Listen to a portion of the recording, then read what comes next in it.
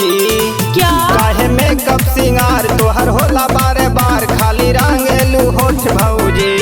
हाँ लेके mobile phone धरावे दिल लगावेली, हमर भौजी भइल अश्लील खाली रील बनावेली। हमर भौजी भइल अश्लील खाली रील बनावेली। चला भौजी भइल अश्लील रील बनावेली, खाली रील बनावेली। अरे फैशन करेली वैसन पूरा दिखे बदनवा हो। सूट सलवार साड़ी ठीक से न पहने न माने कहनवा हो। हाँ यार फैशन करेली वैसन पूरा दिखे बदनवा हो। सूट सलवार साड़ी ठीक से न पहने न माने कहनवा हो। अपना कमाई के लेखा जोखा हमें बिल दिखावेली,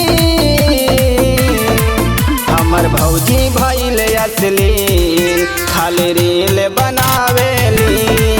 हमर भौजी भइल अश्लील खाली रील बनावेली। हमको बोलना क्या, भौजी भइल अश्लील हमको बोलना क्या। रील बनावेली, खाली रील बनावेली। नहीं घरे के काम काज करे, नहीं खाना बनावेली। अपना मर्द के खूब धमकावे बर्तन धोआवेली। हाँ नहीं घरे के काम काज करे, नहीं खाना बनावेली।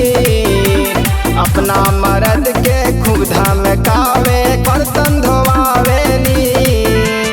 लाइव आके फेसबुक पे गुडुओ के फील करावेली, हमर भौजी भइल अश्लील खाली रील बनावेली। हमर भौजी भइल अश्लील खाली रील